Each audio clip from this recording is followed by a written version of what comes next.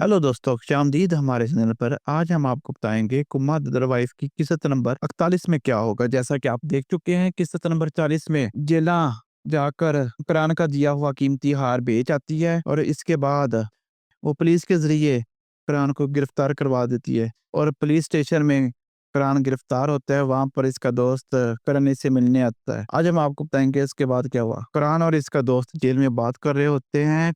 करण जो कुरान का दोस्त है, इसकी बेगनाई पर यकीन रखता है और कहता है कि मैं समझ नहीं पा रहा कि ये खुफिया गवाह कौन है।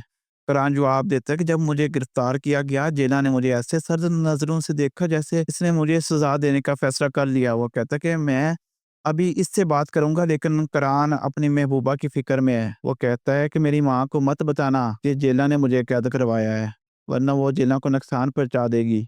दूसरी तरफ हवेली में कुदरत के हुक्म पर जेला को एक गोदाम में बंद किया होता है। जेला परेशान होती है और अपना फोन चेक करती है, लेकिन वहां पर सिग्नल नहीं आ रहे होते।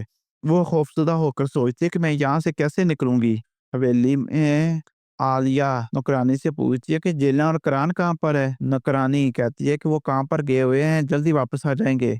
इतने में एलिस नौकरानी जो जेला की दोस्त है, इसके लिए सूप लेकर गोदाम जाती है। कुदरत इसे देखकर गुस्सा होती है और सूप लेकर जमीन पर फेंक देती है और कहती है कि जब तक कुरान गिरफ्तार है, जेला को ना कुछ खाने के लिए दिया जाएगा ना पीने के लिए। नौकरानी कुदरत को परसकून करने की कोशिश करती है, कहती है कि जल्द कुरान वापस आ जाएगा। गोदाम में जिन्ना ख्वाब देखती है कि करण इसे बचाने आया है। वो इसे गले लगाती है और करण कहता है कि ये सब एक डरावना ख्वाब था। वो इसे चूमती है, लेकिन अचानक वो जाग जाती है और कुरान का नाम पुकारती है। लेकिन इसी वक्त इसे आलिया की आवाज सुनाई देती है।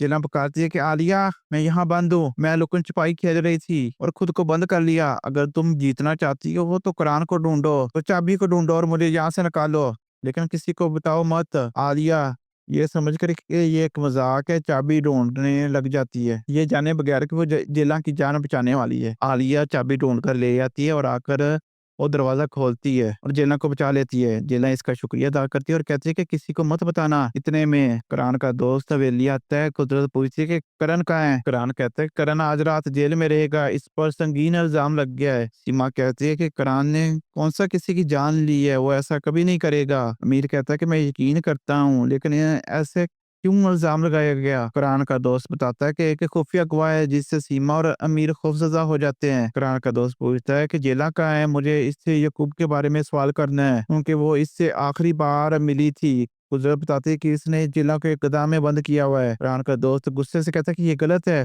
कुदरत कहती है कि जेला ने सिली और कुरान की जिंदगी तबाह की। कुरान का दोस्त कुदरत को परसकून करता है और कहता है कि मुझे जेला से मिलाओ, शायद वो करण की मदद कर सके। कुदरत इसे उस कमरे में ले जाती है जहाँ पर जेला को कैद किया था, लेकिन वो देखती है कि जेला गायब है। आली आती है और कहते हैं कि मैंने जेला को आजाद किया, हम लोग छुपाई खेल रहे थे। कुदरत गुस्से से नौकरों को जेला को ढूंढने भेजती है। जेल में करण जेला के अल्जामात के बारे में सोचता है। वह याद करता है कि यकूब ने इसका नाम लिया था। दूसरी तरफ जेला सच्चाई की तलाश में है। वो सोचती है कि करण ही इसका असल मुजरम है। जेला करण से मिलने जेल जाती है और कहती है कि जेल में कैसा लग रहा है। करण पूछता है कि तुम खुश हो। जेला चीखती है कि हाँ, तुमने मेरे भाई की जान ली और अब तुम इस दर्द की सजा भुगतोगे। कुरान कहता है कि तुमने मुझे जेल में डाल दिया, लेकिन मैं बेगुनाह हूँ। वो चीखती है, बस करो, मेरा भाई बेगुनाह था और तुमने इसकी जान ली, तुम मुजरम हो। कुरान इसे गले लगाता है और कहता है कि मैं बेगुनाह हूँ, सच सामने आएगा और तुम पछताओगी। जेला पीछे हटती है और कहते है कि सच सामने आ रहा है और मैं कभी नहीं पछताऊंगी, ये आखिरी बार है, हम मिल रहे हैं।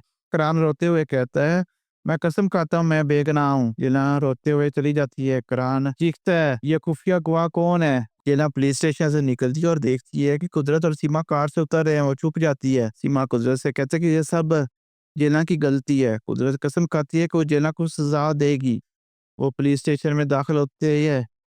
सीमा खुद को करण की बीवी के तौर पर वहां पर अपना नाम लिखवाती है, लेकिन पुलिस वाले कहते हैं कि लेकिन करण की बीवी तो अभी गई। सीमा हैरान हो जाती है। कुदरत और जैन करण से मिलने जाते हैं। कुदरत रोते हुए कहती है कि मैं तुम्हें यहाँ से निकालूंगी मेरे बेटे। सीमा कहती है कि ये सब इस लड़की की गलती है, वो यहाँ क्या कर रही थी। करण पूछता है, तुमने जेला को कैसे भागने दिया। कुरान का दोस्त कहता है, मैंने अमीर और नौकरानी को इसे ढूंढने भेजा हुआ है। कुरान कुदरत और सीमा से कहता है कि जाओ इसका ख्याल रखो। सीमा करान के दोस्त पर शक करती है और छुपकर इसकी और करान की बातें सुनती है। करान का दोस्त पूछता है क्या जिला ने खुफिया गवाह के बारे में कुछ कहा? करान कहता है कि इससे बात करने का मौका ही नहीं मिला, इसने मुझ पर अपना जहर उगला और चली गई। करान का दोस्त कहता है कि हमारी वहां तमीज जेलें हैं, हमें पता चला है कि जेल में से किसी ने गवाही दी है और सिर्फ जेलें जानते हुए कौन है। करान कहता है कि इसे ढूंढो, ये मेरी बेग नहीं साबित करने का वाद रास्ता है। दोस्तों, अगर आपको ये किस्सा पसंद आई तो हमारे चैनल को सब्सक्राइब करें और वीडियो को लाइक करें। शुक्रिया।